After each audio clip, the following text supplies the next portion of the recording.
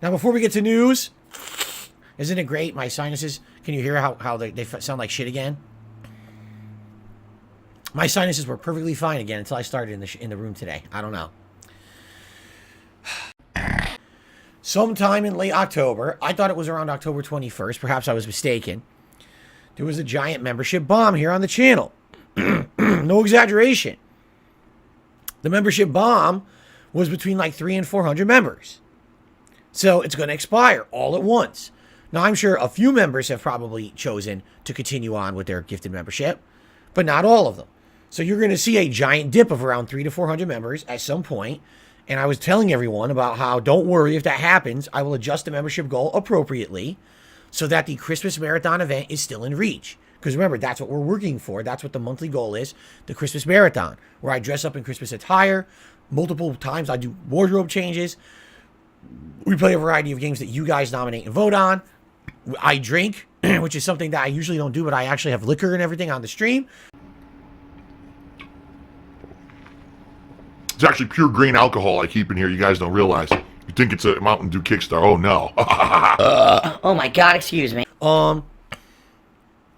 You know, that's all coming during the Christmas Marathon event. I'm excited for that, for sure. But we have to hit the goal. And the goal was roughly trying to get around between 100 and 150 members for the month.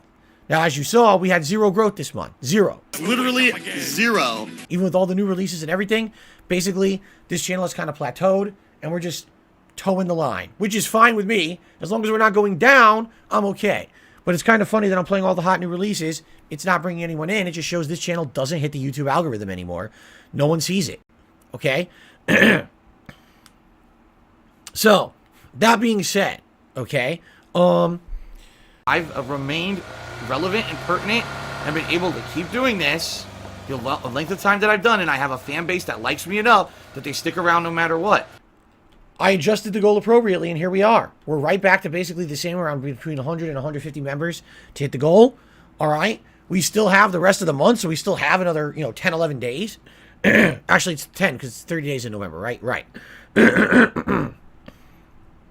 So, if you were a channel member and you lost your membership, please consider renewing it. I'm sure you enjoyed having that membership for the month, didn't you?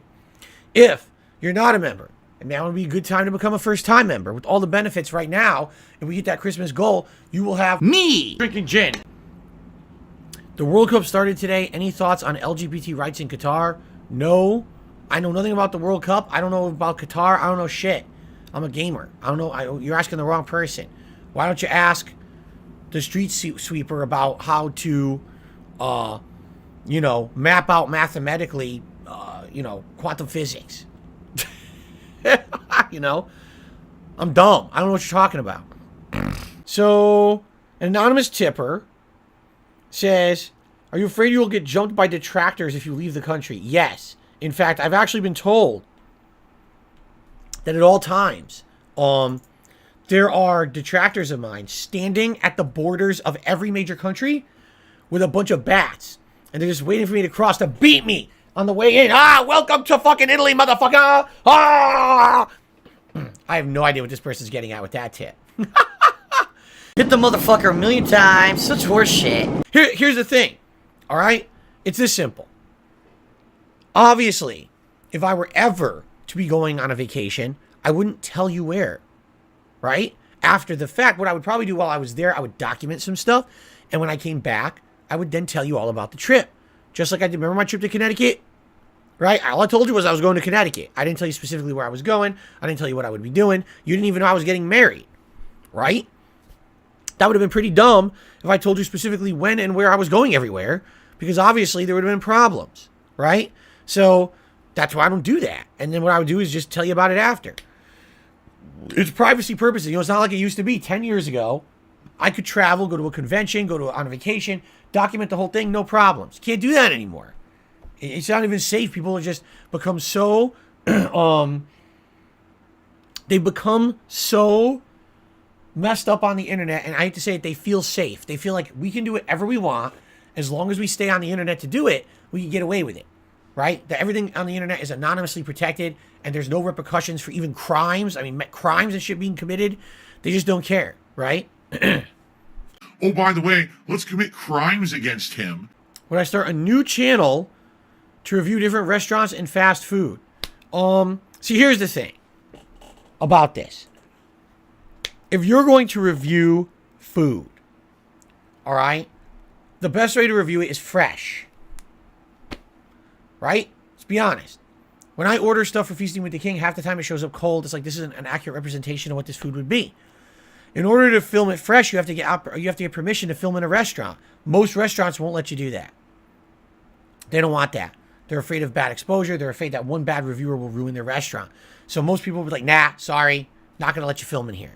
Okay? The only alternative would be eat in your car. No, I don't have the desire to start getting food and eat it in my car right outside the restaurant so it's warm. You see? So, honestly, no, I'm not too interested in doing a full-time like channel for reviewing food or anything like that. I just don't think it would make sense.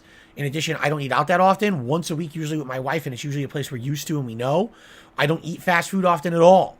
You know, I've cut that out of my diet because it was so bad. I was, overweight from it. So. How about you? You're looking kind of fat. George says, it's not true. IRL streamers eat while filming inside the restaurant all the time. Yes, number one, if they don't get permission, that's completely illegal. You are in private property.